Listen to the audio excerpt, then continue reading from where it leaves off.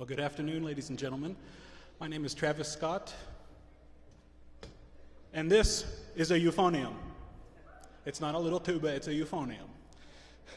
I'm currently the euphonium instructor for Coppell ISD and Louisville High School, coordinator of the North Texas Euphonium Company, and coordinator of Dr. Bowman School of Euphonium, a week-long camp held every June at Coppell High School, where students come from all over the Metroplex to work with Dr. Bowman for a week.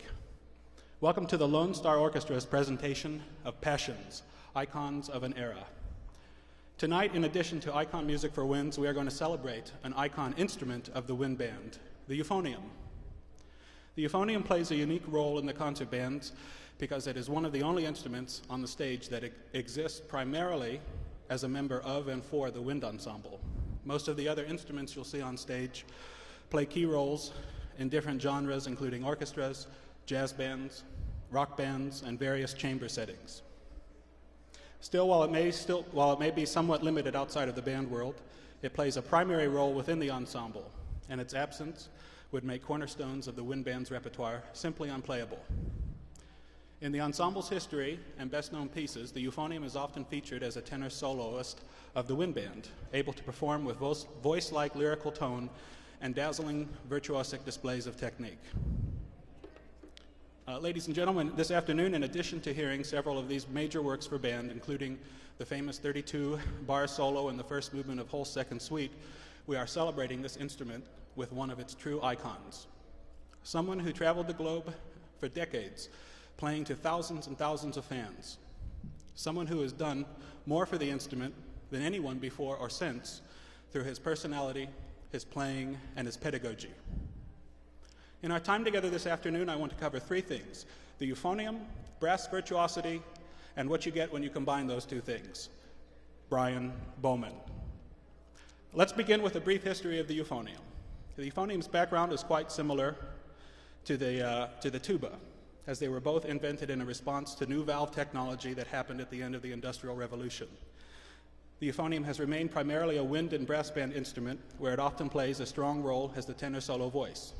The instrument was quite popular in the second half of the 19th century, echoing the popularity of the concert band, which was a major source of entertainment.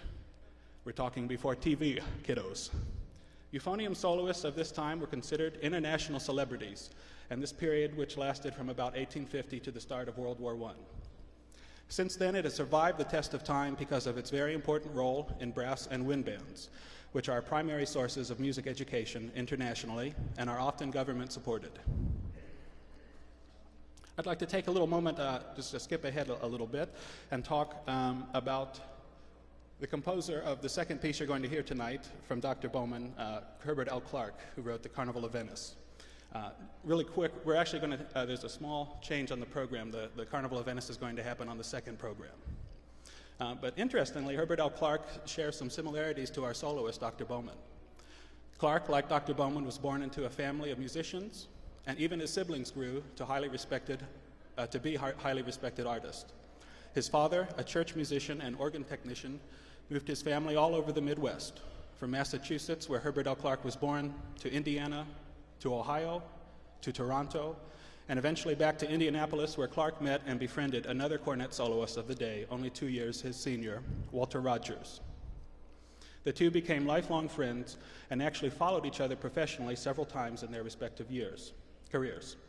Herbert L. Clarke eventually won the solo cornet position with the famed Patrick S. Gilmore Band, joining his trombone-playing brother, Ernest Clarke. Unfortunately, this position was short-lived due to Gilmore's untimely death in 1892. At this point, Clarke moved to New York City, where his old friend Walter Rogers assisted him with freelance work until he got a call from a certain John Philip Sousa. At the time, Sousa's band was the hottest act in town, traveling the globe and country to thousands and thousands of fans every year. It was here that Clarke secured his already growing reputation as the world's greatest cornetist. By this time, Clarke was writing most of the solos he performed, which was not uncommon at that time. Unlike most of his contemporaries, many of Clarke's greatest works are still in the repertoire of cornet and euphonium players, including Dr. Bowman's 7th grade solo, Bride of the Waves, The Debutante, Maid of the Mist, and perhaps most famously, the Carnival of Venice. The Carnival of Venice theme has become a favorite among composer soloists and has perhaps seen more sets of theme and variations than any other. Clark's version was composed in the early 20th century and was captured on an early recording, a Victor recording with Clark performing. Subsequently, Clark was a prolific studio recorded instrumentalist with the new recording technology at the turn of the century, having recorded over 100 recordings, most as a soloist with various bands and orchestras. Clark went on to become a respected teacher, mentoring many fine cornet and trumpet players of the 20th century. His influence can be even felt today in the leading trumpet players. Perhaps the best-known trumpet player of his generation. Here's what Wynton Marsalis had to say about Clark and his style of music shortly after his 1988 album, Carnival, with Donald Huntsberger and the Eisemann Wind Ensemble. Marsalis said, "I think these solos are important because they cover all aspects of technique, regardless of the style of music. If you can play one of these solos well, you have the technique necessary to play the Haydn Trumpet Concerto, the Bach Brandenburg Concerto No. 2, or the Hindemith Sonata. Most importantly, playing these solos helps you to develop a lyrical conception. The principal themes of these solos frequently came from operatic arias, popular songs of the day, or beautiful, simple folk songs, which require a singing approach that challenge the tone and help develop nuance of beauty and phrasing." Marsalis goes on, "The variations on these melodies cover techniques such as slurring, single tonguing, double and triple tonguing, trills, every aspect of technique which combined with tone and timbre development in different registers really cover all the broad responsibilities of the instrumental performer." Speaking of someone who has covered all the broad responsibilities of the instrumental performer, what a perfect segue to Dr. Brian Bowman. As you can all read in your program, his biography is extensive. He is one of the most important instrumentalists in the instrument's development and history. His primary contribution to the euphonium, aside from his teaching, which we'll get to later, is his standard of playing. If we were to go back 100 years and listen to the average euphonium player, we would probably note that the standard is below that of the cello, piano, or other similar instrument. Dr. Bowman developed a style, standard of playing, and level of technique that had previously been unheard of on the instrument. This has opened the door for the next generation of euphonium playing. It set a new standard of playing, which is still seldom met, and has also presented our instrument internationally to audiences and composers at the top level of proficiency of any other instrument. As you can read in his program bio, he has an impressive list of firsts in the world of euphonium, from giving the very first euphonium recital on the stage of Carnegie Hall, to the very first euphonium tour of Japan, to the very first euphonium masterclass at the Paris Conservatoire. But his impressive firsts do not end with music making. He has carried his standard and playing and preparation over into his teaching, and as a result, he has amassed and produced the most successful euphonium studio in the history of the world, in the history of the instrument.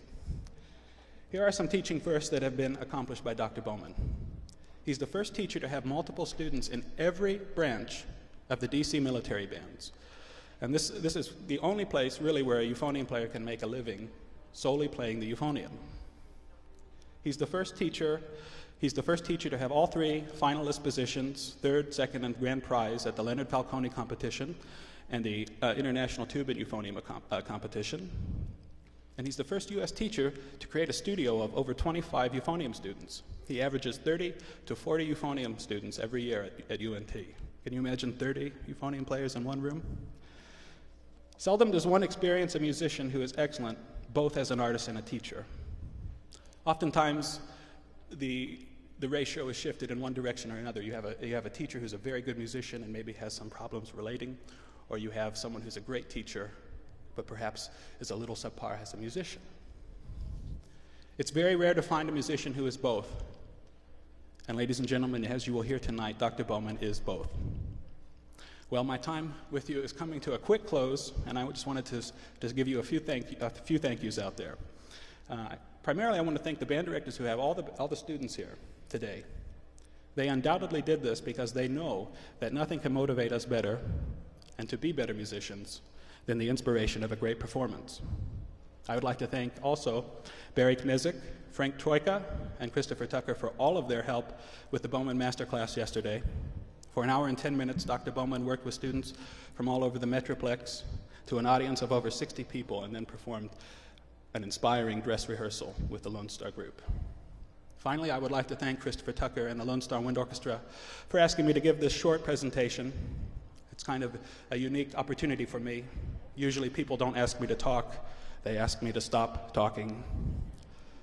So I'd like to end my little session here today with a question. How many fingers does it take to play the euphonium?